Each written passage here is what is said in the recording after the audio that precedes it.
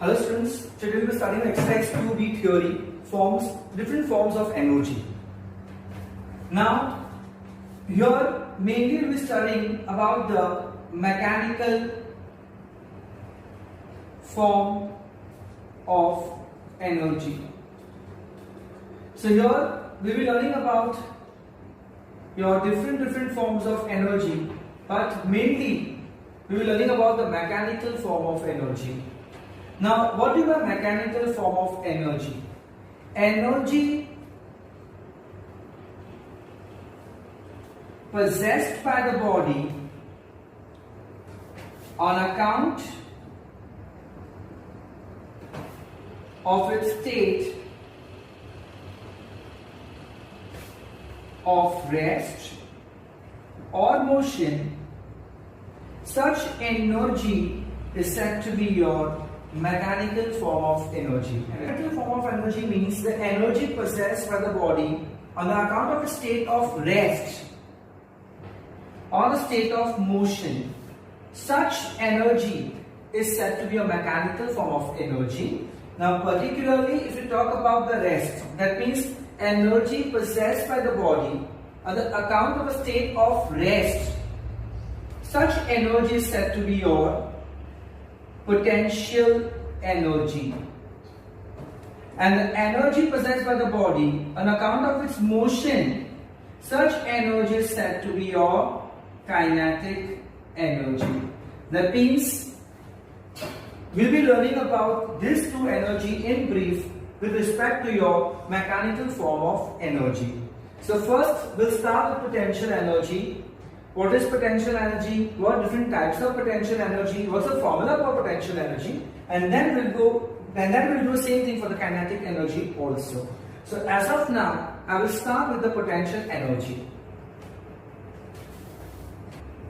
Okay students, now we'll start with the potential energy. As I've told you, the energy possessed by the body on account of a state of rest or changed position or change configuration, such energy is said to be your potential energy. That means the energy possessed by the body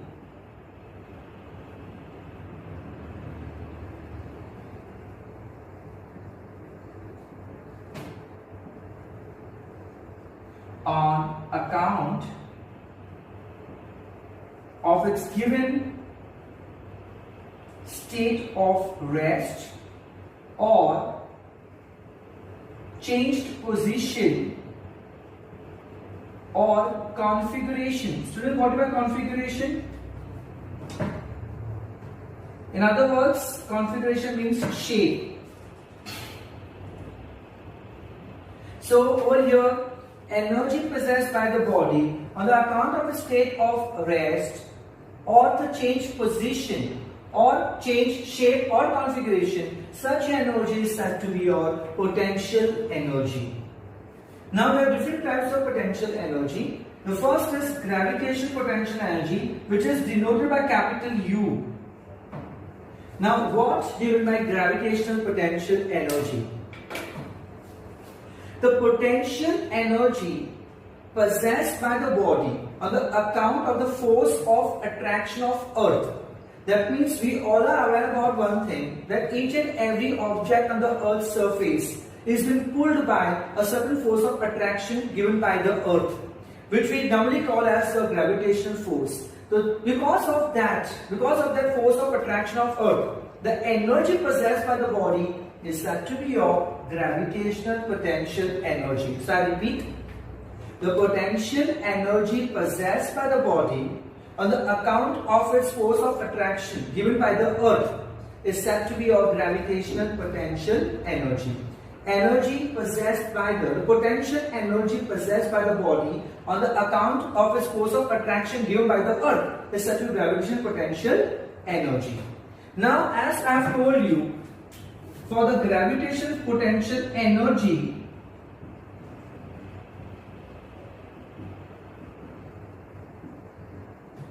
what is responsible, students, is gravity. Now, gravity means the gravitational force. Now students, can anyone tell me that gravitational force is a which type of force? So obviously gravitational force is a non-contact force. What do you mean non-contact force? Non-contact force means when you are applying the force on the object and the applied force is not in contact with the object, that is said to be a non-contact force. The contact forces are magnetic force, electrostatic force. So over here, among the non-contact force, the first is your gravitational force, second is the magnetic force, and third is the electrostatic force. Obviously, we are not learning about the non-contact force. But why I am telling you about the non-contact force is because all these non-contact forces have something in common. Is that, let us say if we talk about the magnet. Now magnet will be able to attract the iron filings to a particular distance. That means the distance through which the magnet will have an influence over the iron filings is said to be the magnetic field. Similarly, all the non-contact forces, they have a particular field till which they can influence or they can have, in which they have their force of attraction. That is said to be that particular field for a given force of attraction. Anything above that is said to be infinity. That means infinity is that particular position where neither of the force of attraction acts on it. That means any object, if it is in the infinity area, the given force of attraction will not act, whether it's the gravitational force, magnetic force or electrostatic force. Any force of attraction becomes zero where it is what? In the infinity area. That means over here, as I have told you, what is gravitational potential energy? The potential energy possessed by the body on the account of the force of attraction of the earth. That means in case if I am talking about the same thing with respect to gravitational force,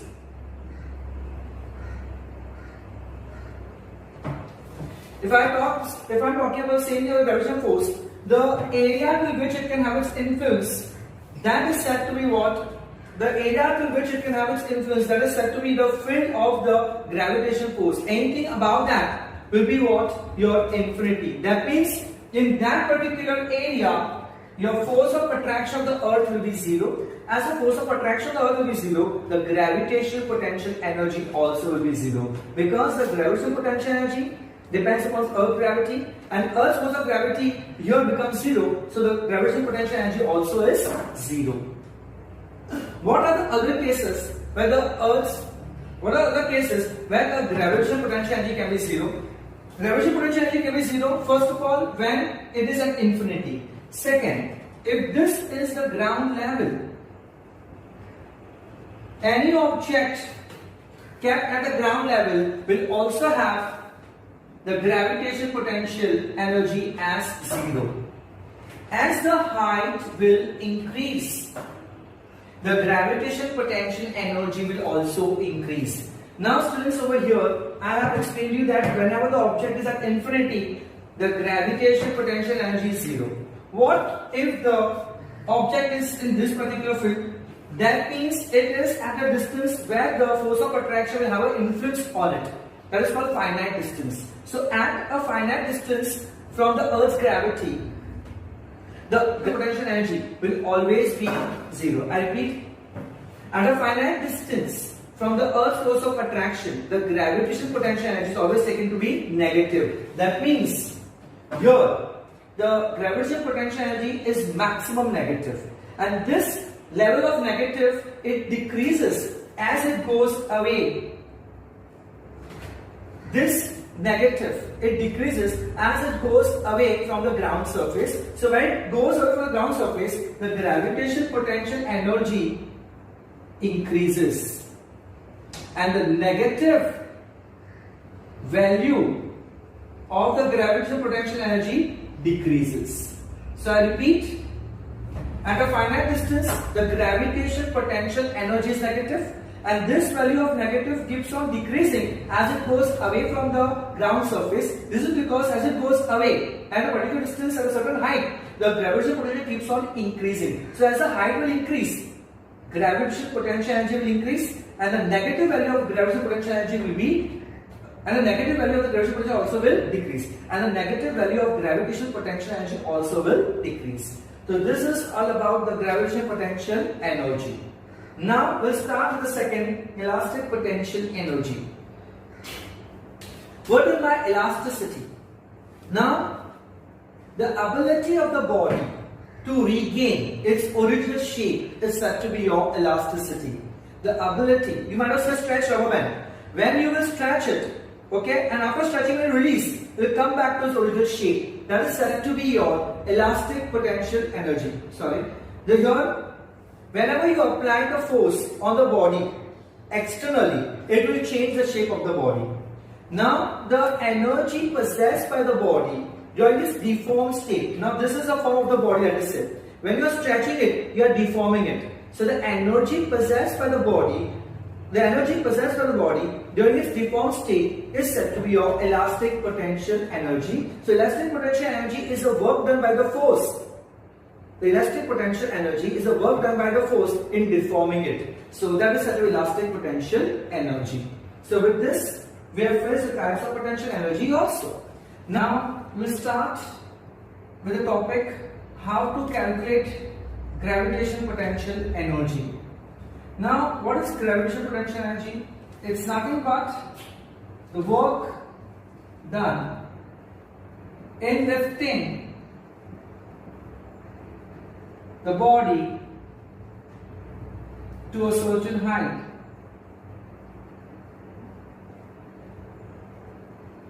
That means the gravitational potential energy is nothing but the work which is done in lifting the body to a certain height, which is nothing but mgh.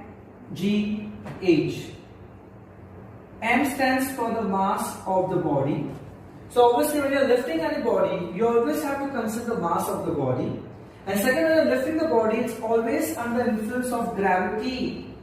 And the mass into gravity is nothing but the weight of the body into the height to which it is raised.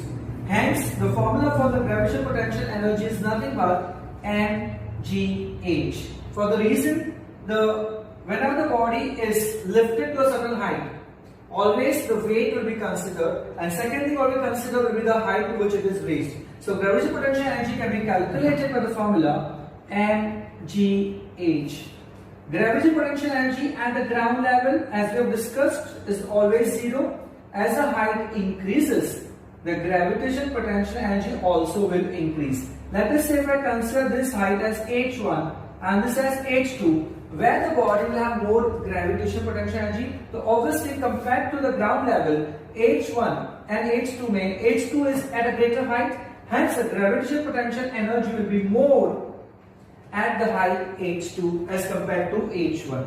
And we have already discussed the gravitational potential energy will always be negative, and this negative value will keep on decreasing as the height will increase, or in other words, the gravitational potential energy will increase, the negative value of the gravitational potential energy will decrease. Gravitational potential energy is always denoted as negative, and this negative value keeps on decreasing as the gravitational potential energy increases. So gravitational potential energy increases with the increase in height.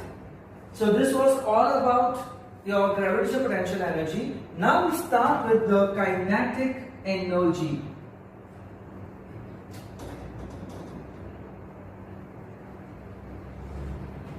The energy possessed by the body on account of its state of motion.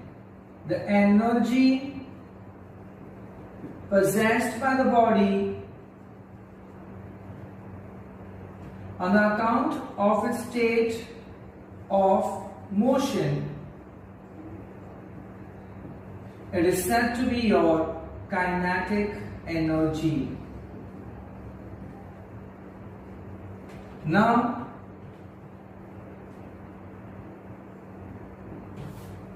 the formula for kinetic energy is half mv square. How do you get this formula? They can ask you for the derivation for the formula. We'll just study how can you derive Now let us take an example of a moving car.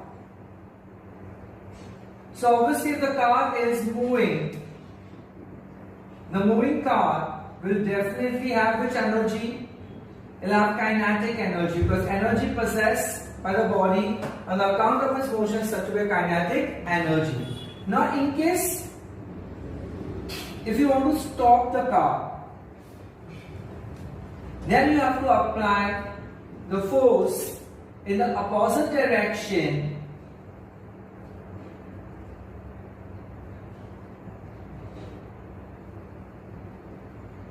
to stop the car, or in other words, you need to do the work which is in opposite direction in order to stop the moving car. That means while stopping the moving car, you need to apply the force, and the force what you are applying is in opposite direction. In other words, you are doing the work in stopping the car. So this work what you are doing over here will be equal to the energy possessed by the car, and the energy possessed by the car is nothing but the kinetic energy, which is equal to the work done in stopping the car.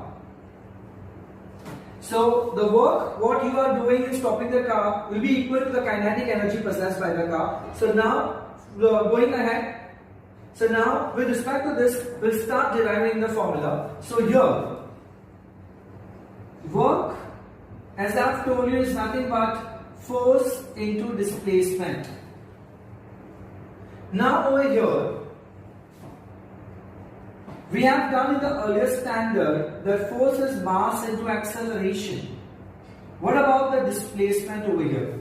So obviously for displacement, to find the displacement, we'll be using your kinematic equation. As time is not available, we'll be going for, as the time is not available, we'll use the third kinematic equation, which is v square is equal to u square plus 2ax. Wherein we are stopping the moving car. That means finally the body comes to rest. That means the final velocity of the body will be 0. Initially, the body has a velocity v. We'll just say that initial velocity, as we have to derive half mv square. V is just any assumption. It's not the final velocity. Final velocity over here is what? 0, because finally it comes to rest. But the initial velocity over here we are taking as what? V. It's just a normal variable v. Why v? Because we have to derive k is half mv square.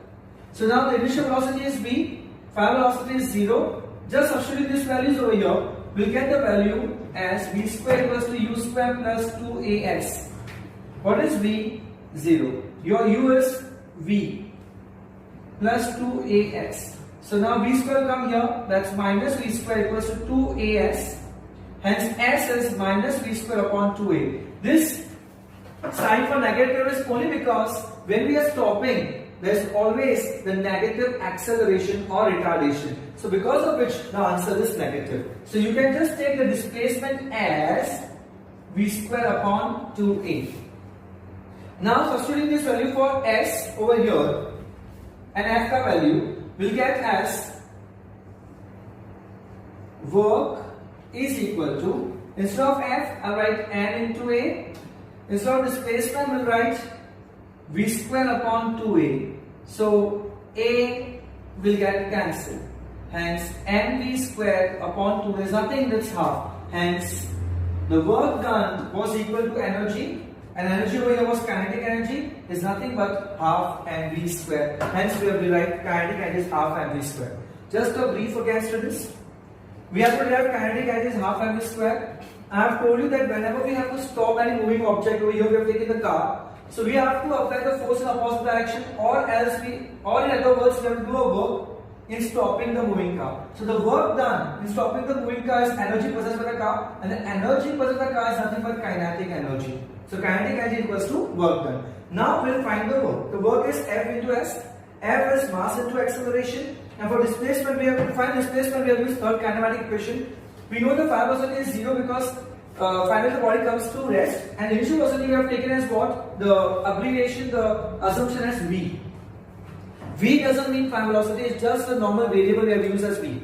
Then v square equals to u square plus 2s. V is 0. U have taken as v plus 2s. And then find the value for s. This negative value indicates that it's a negative acceleration or retardation. And substitute the value of s over here and your f over here, f as ma and s as v square upon 2a, you'll get half mv square. And